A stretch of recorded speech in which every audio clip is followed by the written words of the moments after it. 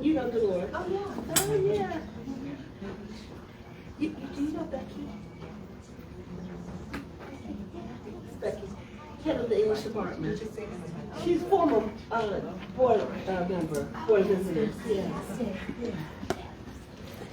Hello, hello. We're going to get started in about 2 minutes, okay? There's the mic.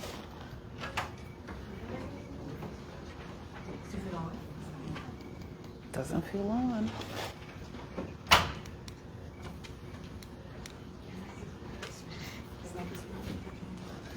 Is he on? Yes, it's on. Yes, we're going to start.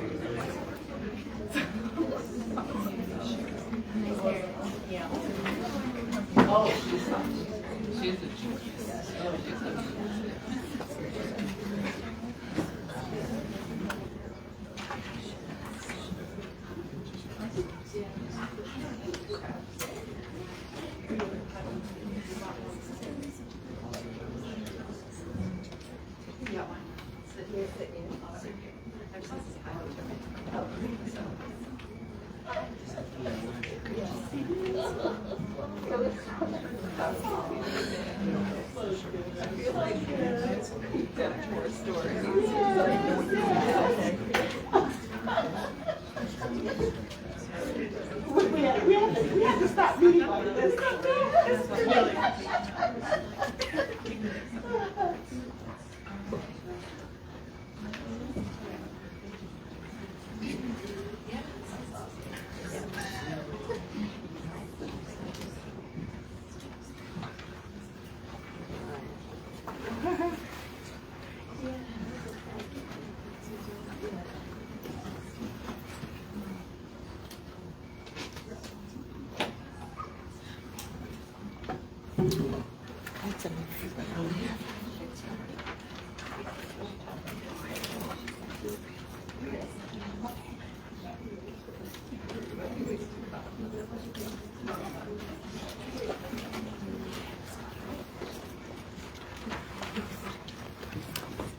Good evening. Good evening. We're going to do a little thing. So the students at the back, we're trying to fill the first 3 rows so that our distinguished poet is not visually disoriented. So can you just come? The students just move forward a little bit. Yeah, thank you. Welcome. Sit in the front. Yes. You have to come. You have to come. We're not going to start until you come. Yes. Yes. Yes. Thank you. Keep coming.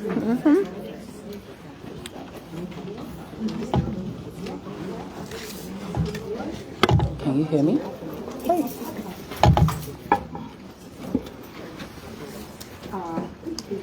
Second or the first row? Yes. Okay. Feels better? Is it better? Not with a late publicity. Yeah. Good friend in blue and the friend. Yeah, come join us. You're welcome to sit in the front. Please, feel free. Okay? Thank you. Alrighty. Thank you, thank you. Good. Yeah, that way it feels intimate, you know? We're friends. We're together. All right, good evening. My name is Benga Adeshino. I work with the Furious Flower Poetry Center, and it's good to have you here. A round of applause for all of you, just to feel a sense of liveliness. Wonderful. It's a beautiful evening. We have a distinguished poet. I've had the great joy of just talking to her this past few days. She's teaching a class on grace. Can you imagine that? I want to be in that class, okay? But let me tell you a little bit about the Furious Flower Poetry Center. As you know, it's a gift to this campus, it's a gift to this community, it's a gift to this country. and the entire Black diaspora. It is the first academic center in the nation dedicated exclusively to Black poetry through the vision of the incredible Dr. Joan Gavin. And now, yes, life and flesh. And now, of course, Lauren Aline. A round of applause, too. Yes. And when we say Black, it doesn't just mean race, even though that is very important. It means a deep, canonical, very rich cultural heritage that is full of canons, that is full of influences, that is full of legacies across countries, across continents, and diasporas. And it's been a huge force in the literature of the Black diaspora. Like I said to you, Lyrae Van Clief Stefanon is about to blow your mind away. I've been reading the books, I've been teaching the books, and I've had the great fortune of talking to her this past few days. But I will let the executive director do the introduction. A round of applause for Lauren Aline, please. Thank you, Benga. Thank you all for being here. I know it's hard to be inside when it's that nice outside, but it's going to get cold soon, so this is the better decision. I want to say thank you and hello to our online audience. We're streaming this live. I want to also point you to Fierce Flower. This is our reading series. We have at least 2 to 3 poets every semester. They are award-winning, MacArthur, Pulitzer, National Book Award finalists, etc. So please take advantage of them and come to our events. And that's my pitch. Lyrae. This is the official.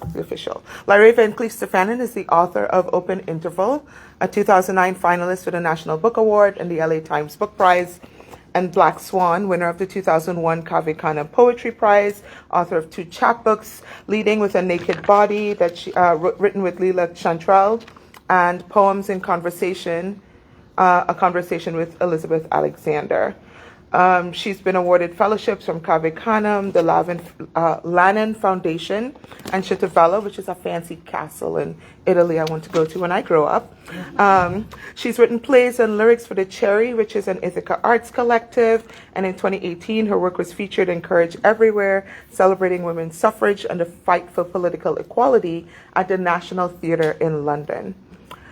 She is an associate professor of poetry at Cornell University, which happens to be where I got my MFA, and I will tell you more about that in 1 second. But her 3rd book, Purchase, which is primarily what she'll be sharing from tonight, was published last year by the University of Pittsburgh, am I right?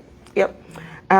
So I met Lyrae as a graduate student in poetry at Cornell University in what I'm going to call the early 2000s. That's appropriately vague. She was a candidate for a teaching position, and after listening to her talk and her poetry, I knew immediately she was someone that needed to be on our campus. She has heard tell of the letter writing campaign I led, like we want her. But what I heard in her reading was language so keenly and precisely and enthrallingly crafted that I wanted to learn that music. What I recognized instinctively in speaking with Lyrae briefly at her interview, and in the years since then, what I grew to confirm is her brilliance. The movements of her mind as reflected in her writing demonstrate a veracity, a vocabulary, a velocity that I just find dazzling. Here's a poet whose range of thinking is both expansive and deeply personal, and that struck at the heart of things that I too hold dear: family, bodily autonomy, faith, the earth, all of it fair game to wrap words around, to think into and through with poetry. And I'm not the only person, because she was my advisor. I was in Chicago a couple of weeks ago with the editor of Poetry Magazine, probably the most illustrious literary journal in the country, and the editor, Adrian Matika, was, I don't know Lyrae's name, he's like, this is a direct quote. He's like, people miss it, but Lyrae is low-key the smartest person in any room. And I was just like, did I mention she was my advisor? She will tell you, still laughing all these years later, I signed her up to be my advisor before she even arrived on campus, because I was like, yes. And I count myself incredibly lucky, beyond blessed, to have had my mind mentored by hers. Black Swan, Van Clief Stefanon's award-winning debut collection, remains one of my favorite books of poetry. I loved how everything is refracted through the lens of a Black girl's being, bending to her voice, myth, memory, material, to her truth. She is the center, and the universe of her is rich and deep and complicated. Poems like 8, which I think my students read, exploded what I knew a sonnet could do. Poems like Tamara's Blues and The Daughter and the Concubine empowered me to speak back to texts like the Bible that we both grew up with back in my own Black girl in this world childhood. This team is picked up in her second collection, Open Interval, which was a finalist for the National Book Award.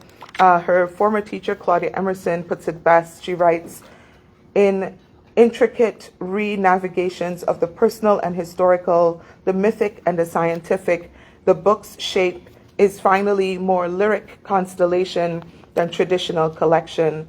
The poems themselves, variable stars, beautifully intense, pulsing. I want somebody to write that on my book. Purchase, her third collection, arrived in 2024. Deeply lyrical, formally experimental, exquisitely vulnerable. It is apt, I think, to think of this book as a precisely cut, multifaceted diamond, birthed from the pressures of the hefty human questions of love and suffering and the body and faith and survival, and that is polished by impeccable craftsmanship. Every poetic tool is summoned in service of these poems as they capture and refract the light of her inquiry.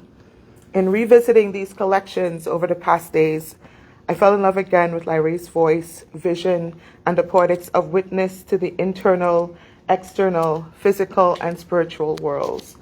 Most of all, however, I was reminded of her ethos of deep love for the earth, for story, for our imperfect humanity as we encounter ourselves and each other in her work.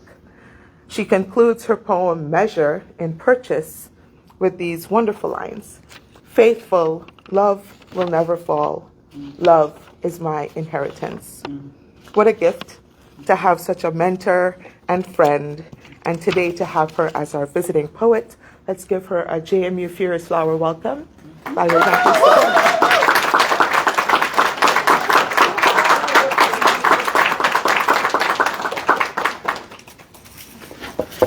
Thank you all so much. Can you hear me? Thank you for having me.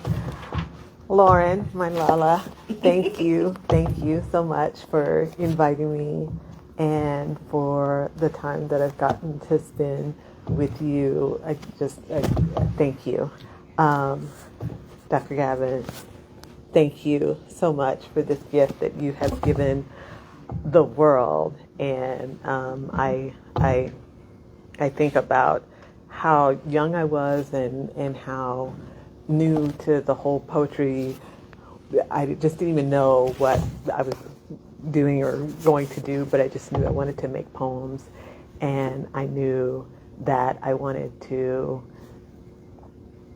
be true to myself as a Black woman and to have conversations. And you were one of the very first people who was like, oh, you're a person who I want to talk to, and I think that you have important things to say. And I remember that, and I appreciate that. I thank you for that. Benga, thank you so much for to arrive and have such a great conversation, because that's what I want to do in the world. And thank you all for coming out to listen to poetry and to have a conversation with me. I hope that we will get to talk with each other after I read a few poems, not too many. And I'm going to start actually where this book, with the last. Oh, let me make sure I'm not bumping that.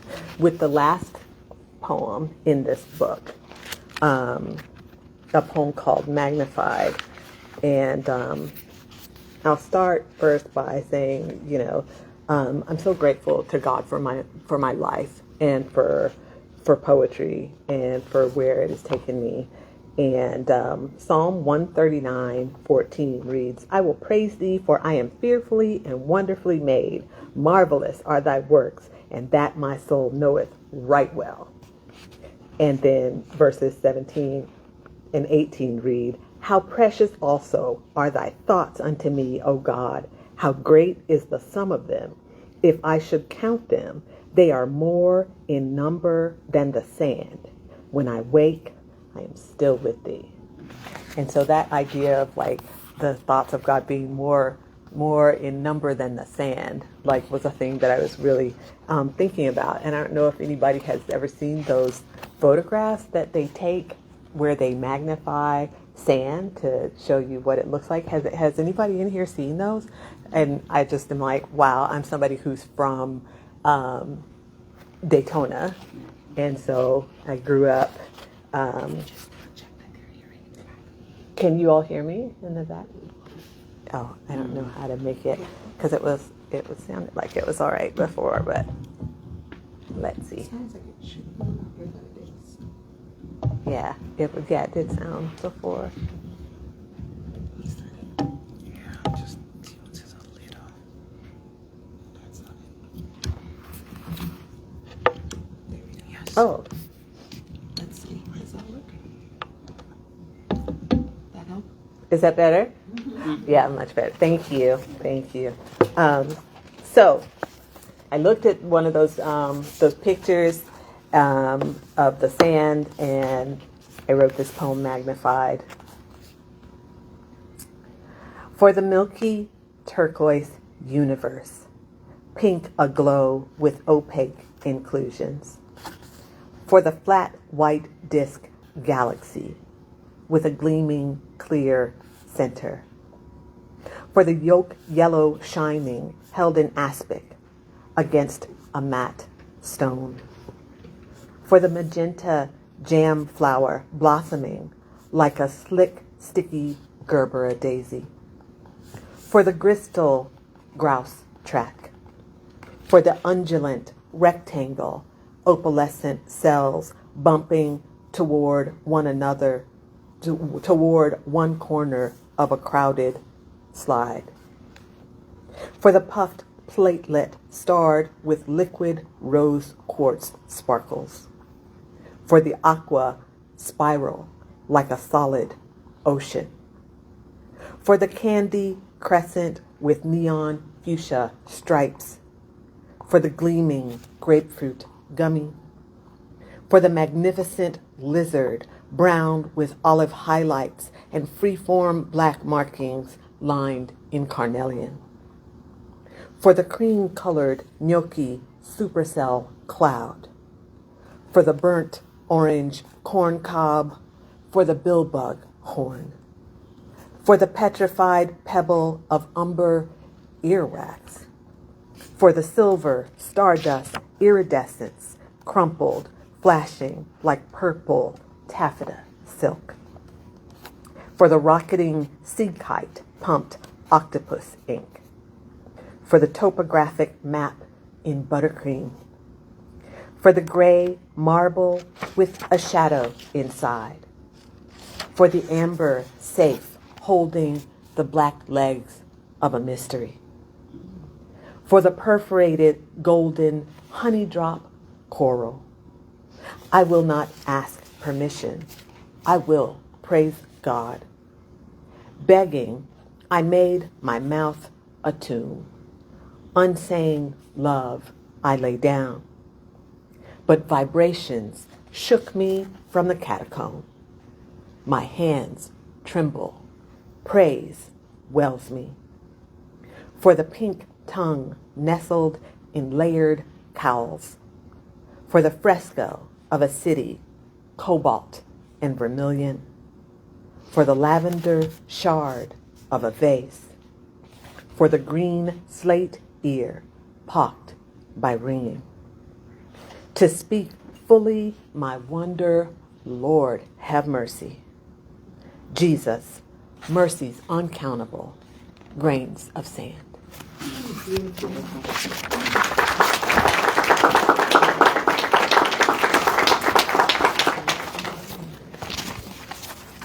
I'm going to go to where the book begins. This poem is Currents. Think of the way blood is, a host listening, roiled under the tide. A windowsill cat's making a new language for birds, cracks his whisper into chittering. Day breaks like silver levered trays once cracked opaque cubes to scattered white shearing, skittered. The secret to beats, a shattering. The world is cold. I could have been a better host to love. But look there, under the creek bank's tangled branches, a delicate line of ice blossoms, made, swayed by the freezing brook bump.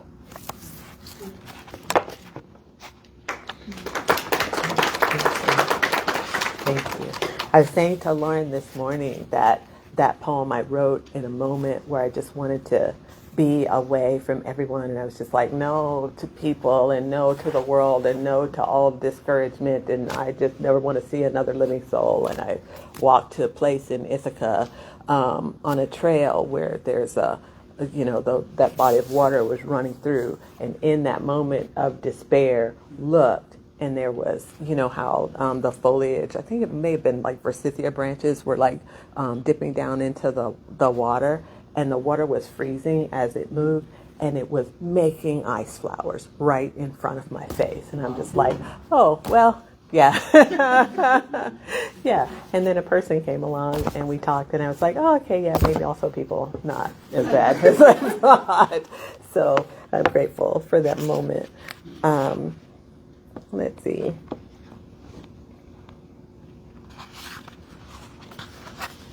This poem is called Where Do They Hide Themselves? I live, my apartment overlooks an open field, and then there's a river at the bottom of the back of that field. And at night, the coyotes come into that field, and they are so loud, and I love the sound of them, but I can never see them. I recently just bought a flashlight because I'm like, I want to see them. Well, except for the ones that come out like bold as life during the day and just like walk across the field. And I'm like, now I can see you, but it's daylight. Everybody can see you. Coyote, like, what are you doing? But okay, where do they hide themselves? Walking the rind edge down from the meadow, rootway, down blood rush and stumble, down the rust needle redolent pine path, where coyotes tuck somewhere their night pack air biting. Morning river curls into boulder crooks, holds black girl blinking, a gray tide stone washing whispers through ripple swirl. Where do they hide themselves? Their confetti shred yippy yaps yanked her out of bed to peer over the deck rail out into the unseen last night. She sits beside the water in the quiet of her heart skip, loverless, full of love, where living is fog arc lifting from stream kiss. This kiss come to meet her. Kiss alone to come to grips with. Some nights 5 sound like 15. Some nights she howls back until they hush, and whitetails in the dark field flick skittish. Sometimes she crosses the black road toward the grass, wary of the slope drop in the pasture deep enough to hide a man. What waits on the log inside the lap sound? Waiting, sleeping, inside the Sounds Lab.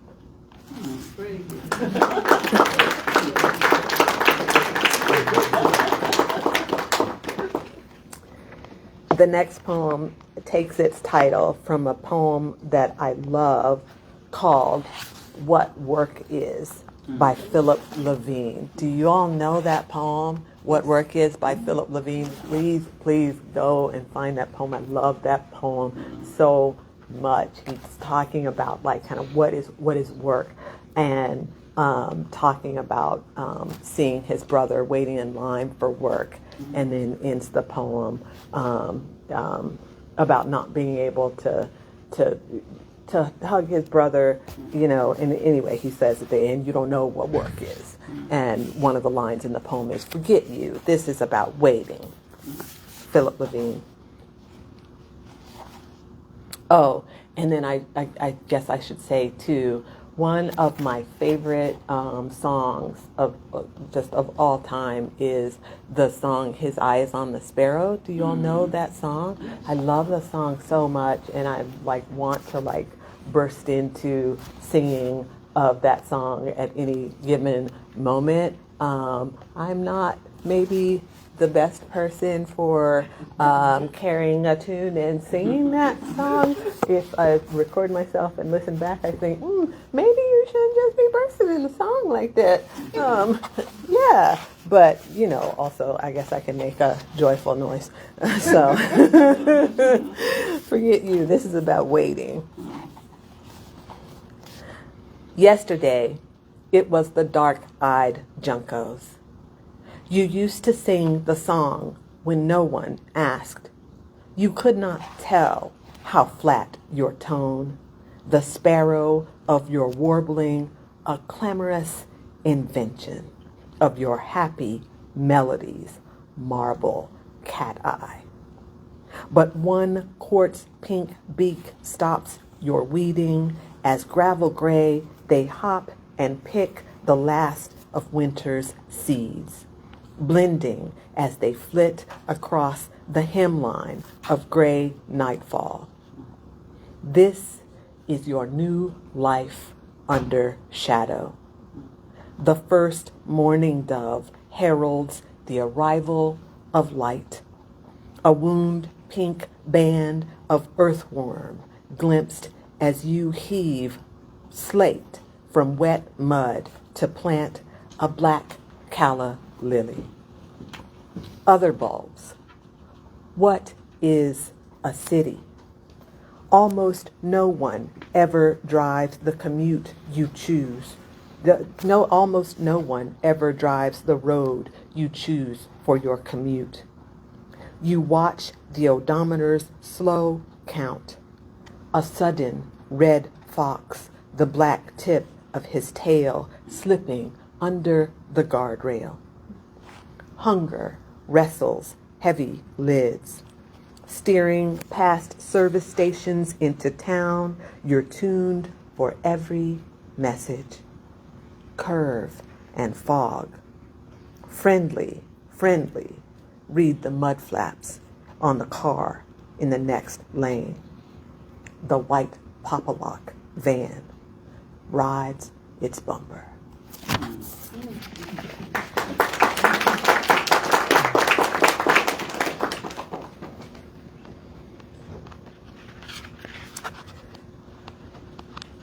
This next poem is called Solace, and it's kind of in conversation with another poet whose work I love dearly, and who I love dearly. And the only thing I guess I should say about this poem is that it includes the lift equation. Solace. A hummingbird hovers in air between droplets of rain, showers in a single stream. The storm, whole, broken into sparkling strands, into globules cracked like clear casks over the bird's jewel-toned crown. Splashes silver. Delight wings. Go, little rock star, 40 beats per second. Not tick-tock, but stillness. Suspense. A hummingbird breaks the day. Suspense sustains. Slow me then, in rarefaction. You moved into rain between black and green, where lift resides.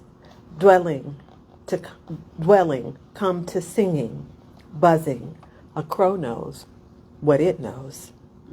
We are made giddy, delayed. A shared vibration holds us up. Black, greening shade to determine the shape of the body's inclination, the density of the air, folded like a note, passed between two huddled girls. Laughter, ruby throats.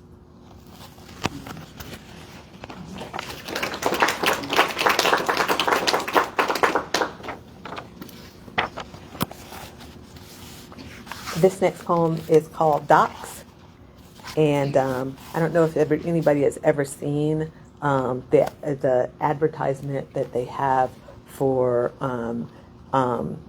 Harriet Jacobs when she liberated herself, and trackers were looking for her, but it includes a bit of the language of the advertisement there. Docs. Included in the exhibit of black dolls, the runaway advertisement for Harriet Jacob lists her tricked out in gay and fashionable finery. What is a slaver's definition of cause or provocation? Consider with me etymologies glad on the move. Flaneur against a white construct's paging. Blanketing, ping, ping, documenting my pink satin laces. I'll wear whatever. I am free to wear. Should I be loved not in alone, but at my finest, I shall love.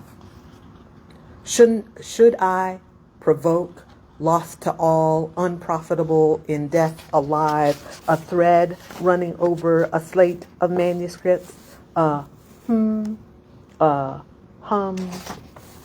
coincidence will claim such texts. I gave away my dolls. Should I not have fitted soul, abashed, head down, eyes down, meant to stare at my shoes, thick treads crushing the manicured blades? I'll cut across until cut down, cut out.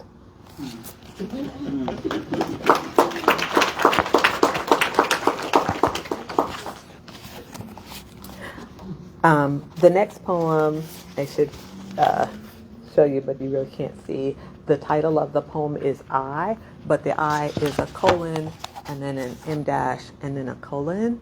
As I was saying to Lauren this morning, I think my first realizations of like art and making art and being an artist and becoming an artist happened for me in my mother's sewing room. My mother used to make all of my clothes, and I think about it like, yeah, I'd go out and people be like, she thinks she's cute. And at the time, I didn't think I was cute. I think I'm cute now. I should not say that, but I do. But like back then, I didn't think I was cute, but people were like accusing me of thinking I was cute. My mama made me like all of these beautiful clothes. And then I should also say that, and as I got into my teens, I was a pretty rebellious. A rebellious young person that should probably surprise no one. And I became a truant to the point of now, if I were growing up and going to school, they would have locked me up for how much school I skipped. I think that they do that now with truants. And what I was doing was there was a drop zone the best skydivers in the world trained not far from where the high school was when I was growing up. And I was going up there like to watch them jump out of airplanes. And because it was like such a neat thing to me in the world to realize if you know how to pack a parachute, you can live anywhere in the world and you have a job. And that when I was a teenager, to realize that people made lives out of that, like that you can actually do whatever you want to. There are people who are like, I'm going to jump out of this airplane all day, every day. And then it's really funny, like there's a story with Lala with that too, because two stories. First, my mom, when I would just go to the drop zone and hang out and like watch them jump out of airplanes and everything. And then at some point, it was like after I'd gone to college and I was come back home, I guess it was my first year. Then it was like, okay, well, I'm going to jump out of an airplane too. And my mom, who raised me to just like, I think back now, and it's like she just wanted me to feel like I could do whatever and to be supportive of me. And so she came out to that drop zone the day that I was going to jump out of an airplane. But she also had this wonderful way of like, she didn't want to like kind of stop me from like making my own decisions. But sometimes she would just say things to me like to just like state the facts, hoping that I would like hear and be like, maybe my child will rethink her decisions. And so she came to the drop zone. And she looked at me and she said, "You about to jump out of a plane attached to a man named Mad Dog." I was like, "Yeah, Mom, that's what I'm doing." And it's so funny because it had been a clear and bright day, completely sunshine, bright skies and everything. My mother arrived at the airport. The clouds arrived with her. Everyone was grounded, like when you can't like send a plane up into the air and everything like that. Everything was like the weather changed. And then she said to me, "You about to jump out of an airplane attached to a man named Mad Dog?" And I said, "Yes, I am." And then she said, "You're not going to be able to do that while I'm here." And so I just wanted to come out. And she had just come out to say, "I love you." And she left. And the clouds left and cleared. And I jumped out of an airplane. That's a man named Mad Dog. But what happened was, I'm like, "Yeah, this is great." And we go over like what I'm supposed to do. It's a Cessna, it's like tiny little plane and stuff like that. They're like, "We're going to open the door." There's a little step on a Cessna and everything. So we're going to open the door. And then when we open the door, put your foot out. And then we're going to go out like this. And I was like, "Yeah, that's what's going to happen." And then we got up to 14,000 feet. And they opened the door of the airplane. It gets very loud if you open the door of an airplane when you're up in the air flying like that. And I like to tell people, I had a moment of clarity. He was like, "Put your foot out." And I looked around and thought, these people are crazy. And he's saying, "Put your foot out, put your foot out." So I put my foot out. And then he was like, "Okay, slide over to the door." And I was like, "Nah, my foot is out the airplane. The door is open. That's as much as you get." So actually, Mad Dog like yanked me out of the plane. But then once I was out, then I was happy. And I've got the pictures to be with the bright and shining, happy pictures of me falling through the sky. And then I was a professor at Cornell. And I had my very first graduate student who was going to graduate, and she was like, "I want to jump out of an airplane to celebrate." And at first I was like, "Yeah," and I was like, "Oh, wait, that's probably not a thing that we should do." But anyway, that's a long story to get back to my mother's sewing room and to the colon, M-colon, that is an eye. If you've ever seen a hook and eye, if you're a person who sews. And the people who are sewing in this are from 1838 in France, women making clothes. Okay, anyway, notions have always been material. A flight to Paris, a pattern unfolded from a paper pouch marked facile. A snap to make the delicate sound punctuate an afternoon in mother's sewing room. Press the small square plastic box to trap a pangla in a clear case, then step on a hidden pin, prick, snag in pink shag. Underfoot, a silver stitch in time wounds, nothing heals. The rift between mother time, mine, on my knees pinning pattern to paper, punctures the fabric. Orphaned girls spill out, like glass head pins spilled from a case map vectors on Rue des Anglais. The haberdashery, a wife study workshop in 1838. In 1988, mother wields the pounce wheel, chalks, tracks, teeth showing the way a notion's violent. The needle jumps, but oppressor foot keeps material flat while feed dogs grip yellow seersucker from below where what a wife is still. Mechanical, something held, something pierced, something guiding the process, something rhythmic, sometimes I feel. Like a motherless child, sometimes I feel the orphaned girls like piecing, a shortage remedied by joining. Such lengths, a line of women in leg of mutton, gigot sleeves ballooned over their arms like parachutes, deflating, gone to study, seated and shrinking. Where is she, the black wife, someone's seeking to be, if not lingering, where?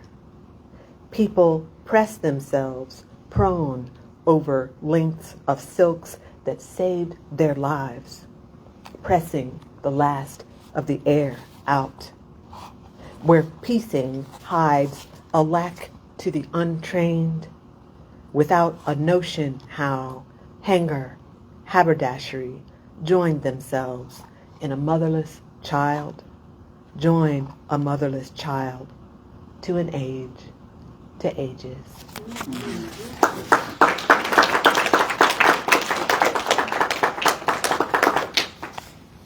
And, where are we? I think maybe I'll just read one more and then we can have the questions. So I'll close with just a little poem called For a Second. For a second, suddenly I understand how to love my neighbor. Will it hold? I hope this knowledge will not dissipate. Keep like a flame that old metaphor of early uprights with a glowing coal, warmth again long, material devotion. Suddenly, the job makes again, for a second, sense. Thank you.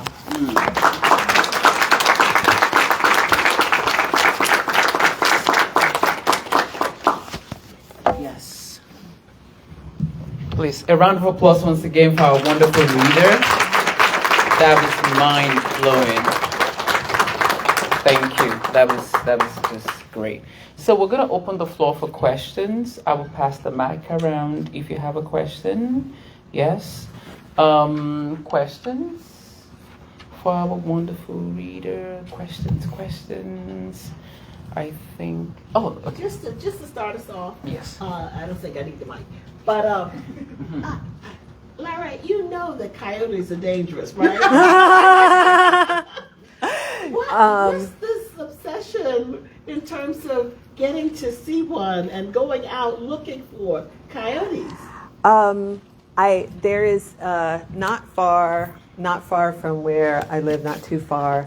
There is a wolf sanctuary, and there are wolves and coyotes at the wolf sanctuary. And I have a thing about Animals, they strangely like me and I like them, like animals that you wouldn't think. They strangely like me and I like them. I go to the wolf sanctuary. There was a wolf at the wolf sanctuary and it was like sad. And I mean, it sounds like crazy for me to say the wolf was sad, but it was clear that the wolf was sad. And the person who owns the wolf sanctuary, I was like, the wolf is so sad. What's happened? And it said, oh, the other wolf that lived in that enclosure died. And he says, you know, because I've been there more than once, because I go, it's like wolves and foxes and coyotes there, and so I just go. And he said, you know that wolf only comes out when you're here. But it's because it's like the wolf was so sad, and I'm like that kind of person who's like, what's the matter? I can see how sad you are. And the wolf is like, look at me, like, I can't talk, lady. But I'm like, I know that you're sad. But he was like, no, that wolf only comes out when you're here. So yeah. Anyway, I've always liked animals, and they've always liked me, and like animals that people are like, don't. That animal will never let anybody touch it or anything like that. Yeah, so. You know, Lucille had things with Fox. Yes, right? yes. Yeah. I know. She was one of my mentors. And so, like, yeah. Awesome. More questions? Oh, wonderful. Tell us your name. Oh, hi, I'm Quinn. Oh. That's loud. Sorry, this might be kind of a basic question, but I want to know if you had any like personal favorite things you've ever written. Oh, thank you. So your name's Quinn? Quinn wanted to know if I had any personal favorite things that I've ever written, and probably the poem Lost is probably my favorite poem that I've ever written. And it's not from this book, but it's back there. If you want to hear it, I can read that poem if you want. You have it? It's in open interval.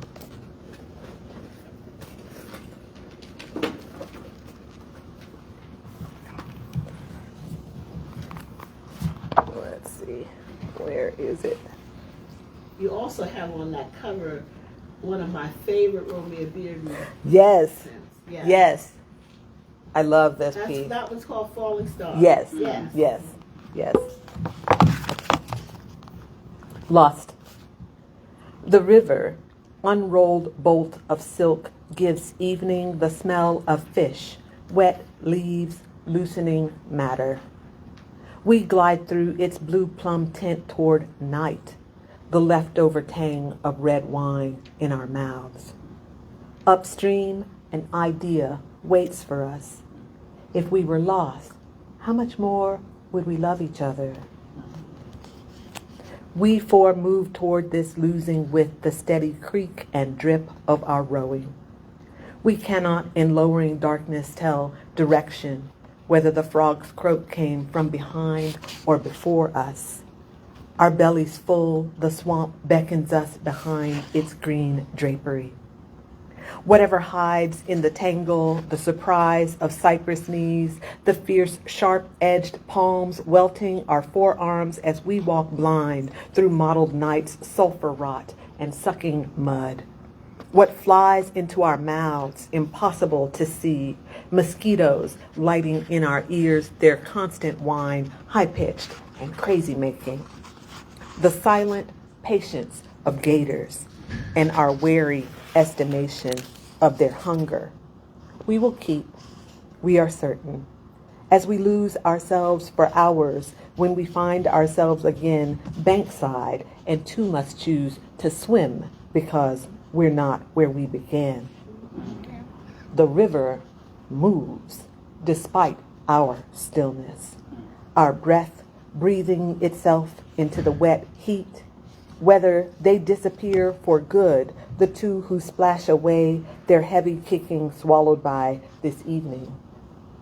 I am of the two who wait, waist high in water, eyes stretched wide to see nothing but night washing itself black over black in muggy layers inches from my face, not my hands, skin of water, curve of meniscus, my breasts where I displace it, my undissolved legs immersed, merged with water, losing above, in, out of, but for these hands sliding over me. Another's hands to keep me from becoming current, tongue, lisp of leaf tips, touching water, but for we two, touching, agreeing, this is my body, agreeing, I still belong in it.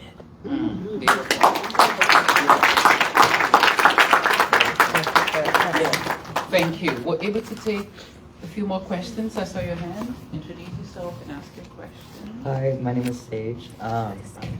Shocked by this microphone. I've never held one. I noticed a lot of bird imagery in your poetry, and to just sort of circle back to the animals thread, is there any significance that birds have held for you in your writing? No, I just like, again, it's like one of those things. Sage asked if there's any significance that birds have held for me in my writing because of the bird imagery and things like that.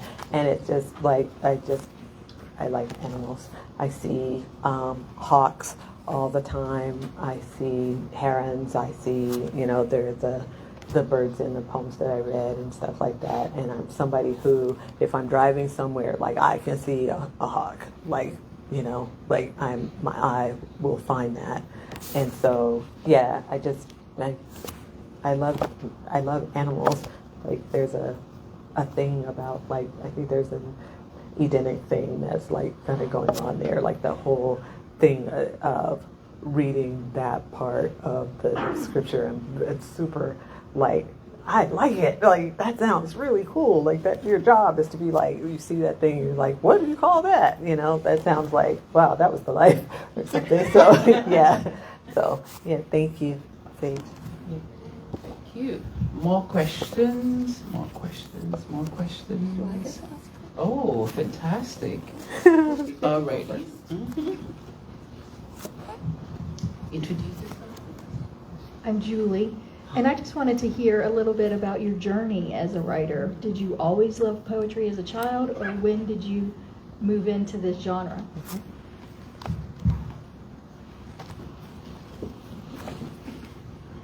So Julie wanted to know if what my journey is as a writer, and if I have always loved poetry. And the answer is yes.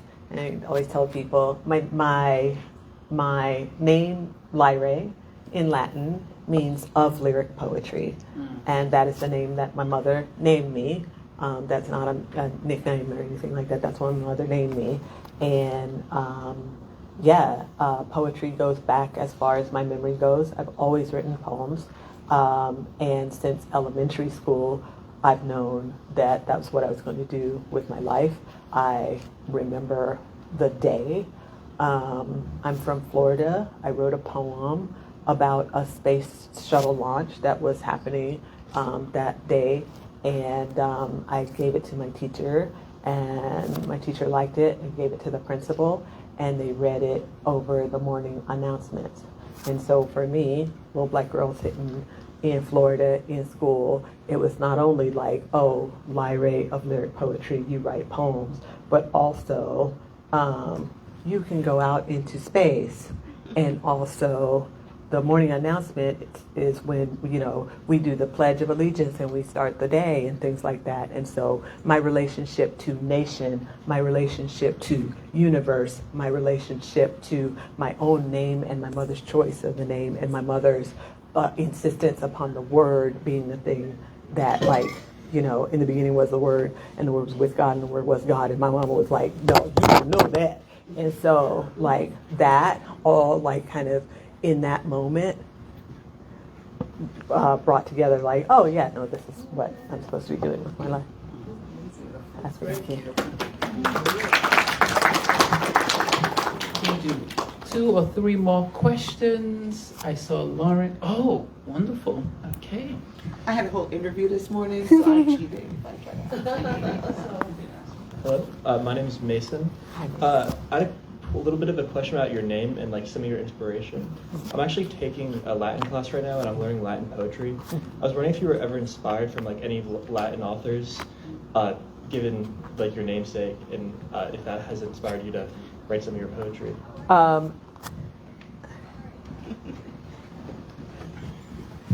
Mason wanted to know if Mason, who's taking Latin now, yay, wanted to know if I was inspired by any Latin authors in writing my poetry, and if I was, I don't remember them. It's like I don't really remember my Latin except for like in etymologies and things like that. And like I was in the Latin. Okay, this is what a nerd I was and everything like that. But I was in the Latin club. I was in the Brain Bowl and the Latin club, and so I was like a Latin club person, I can't even say it anymore, but I used to know like that whole speech and stuff like that. And so like, yeah, I don't feel like, yes, I've been inspired by like any particular Latin authors, but also that love of etymology, I think started in Latin club, and like that, like thinking about, oh, my name is in the genitive case, is like,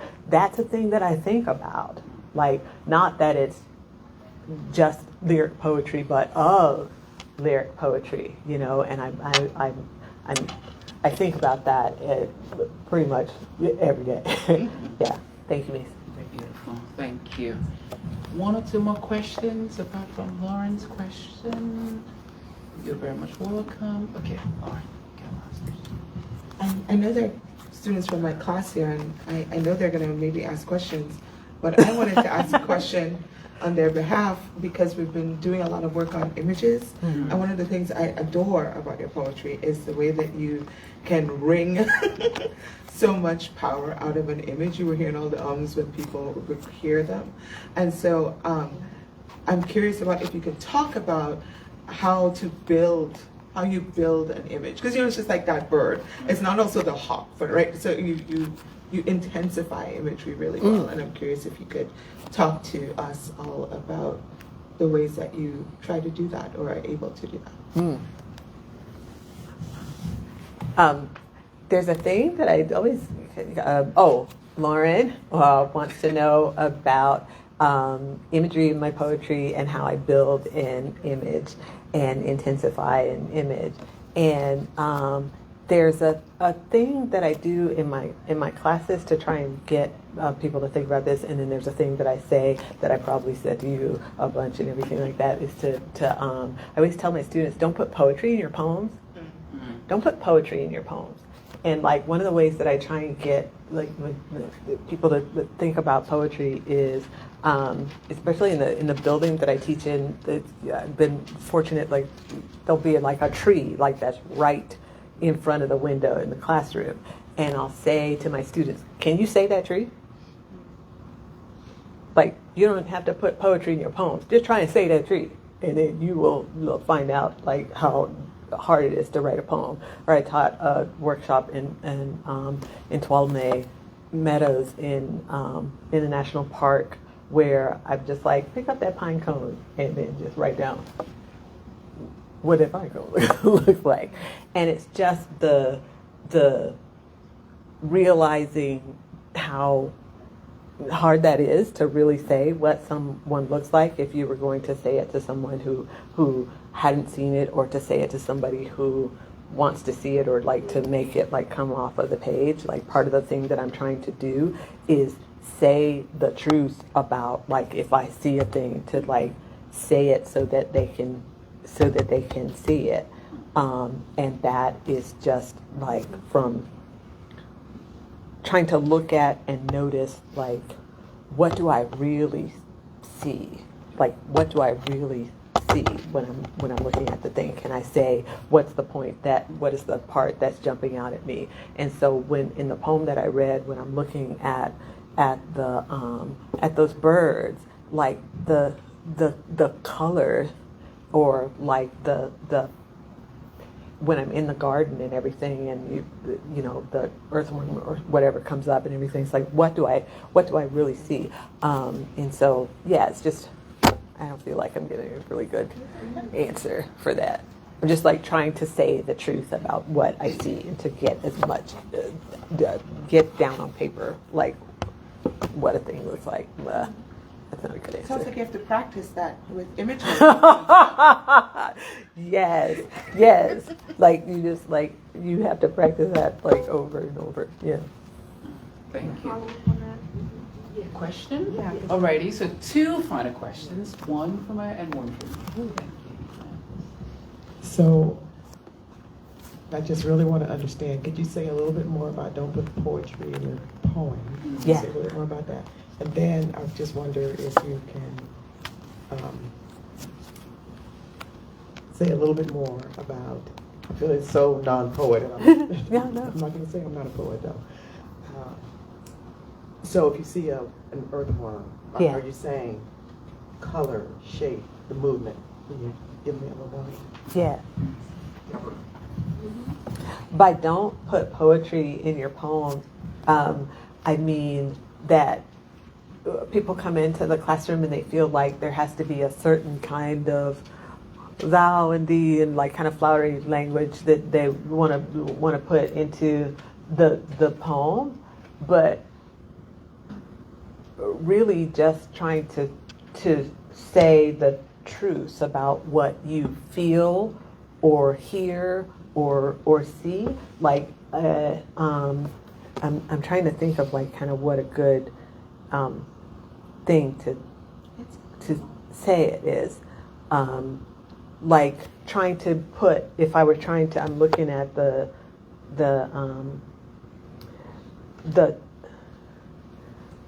patterns or the textures and everything here. Like if I were going to try and write that down and like what it feels like, it's almost impossible to, you know what I'm saying? If I ask you, tell me tell me what that feels like.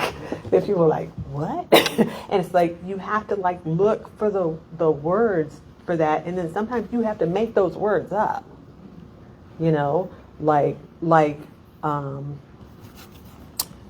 what's coming to my mind right now is like, because I want to like run my hand over that, is like nubbly is like the first word that comes to my mind, and then I'm just like, okay, like I'm in the poetry right there because I'm trying to say the truth about like kind of what that feels like, and so then from nubbly like to try and get to, okay, what else would you say about that? What else would you know, yeah.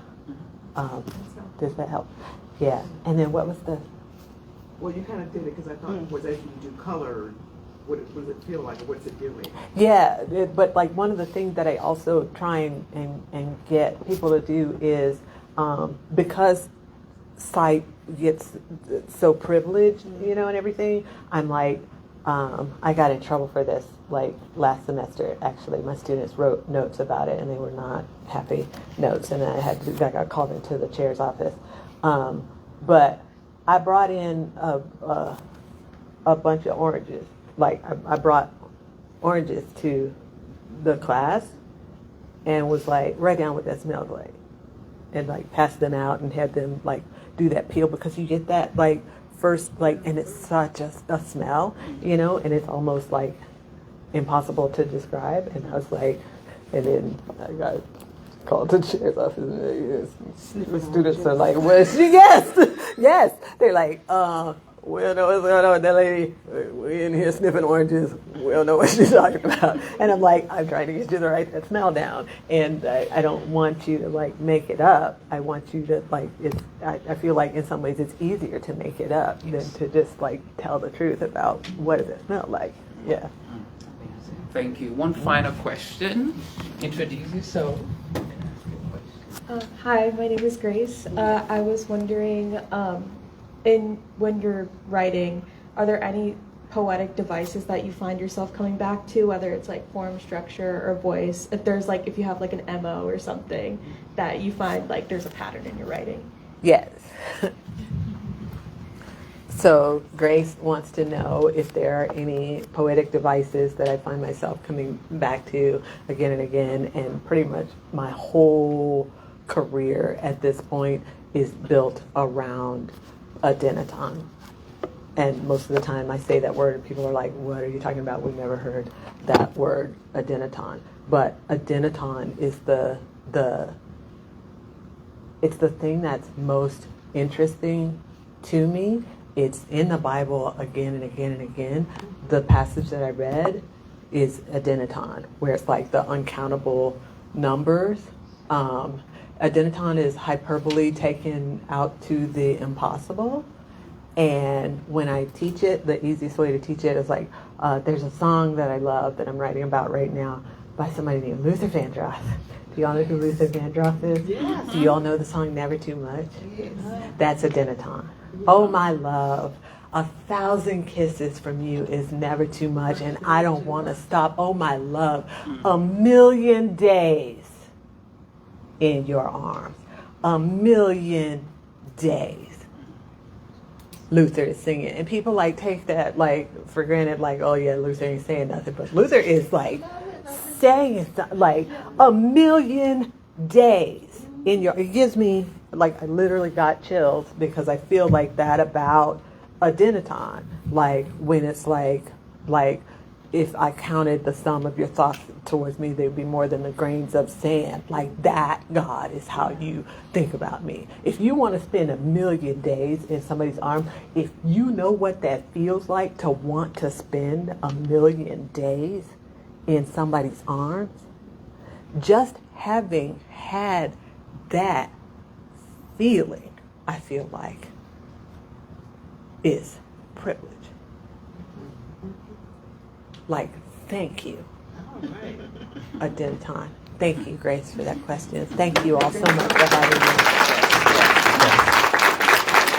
Thank you.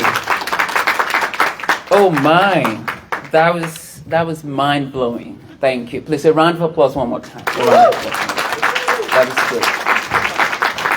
Thank you for the depth of that performance. Just a few announcements. It's the National Poetry Month. Excited? Yes, we have things for you. So tomorrow at 12 noon, Lyrae is still around and she's going to be leading a faculty staff workshop. Graduate students are also welcome at the Wine Prize Building, the Inspirations Room, for our National Poetry Month workshop on April 17th. That's next Thursday. We're having a poetry workshop at 4 p.m. This is at the Lavender Lounge in the Multicultural Student Services Center. How many of you know that place? Good. We're going to have food because we know you love those. We're going to have gifts for you. Just come around for this poetry workshop. Then on April 19th, that's a Saturday, we're going to be doing nature writing at the Arboretum at 12:30 noon. You should also come out for that. And then finally, May 3rd, we're going to the town. You know, the gown meets the town. We're going to Harrisonburg itself for a bilingual poetry workshop at the Asbury Methodist, at the Asbury Baptist Church. So you should come for those. Lyrae has a lot of books, and she's going to be signing books. So you want to go there and buy books and form a line and sign books and talk to our wonderful poet. Has it been an amazing evening? Yes. I mean, I want to go home and write. I want to go home and write, you know. Thank you so much, Lyrae. We're so grateful. Thank you. And thank you all for coming. We appreciate you. Our online audience, thank you so much. We appreciate you. Okay? Bye for now.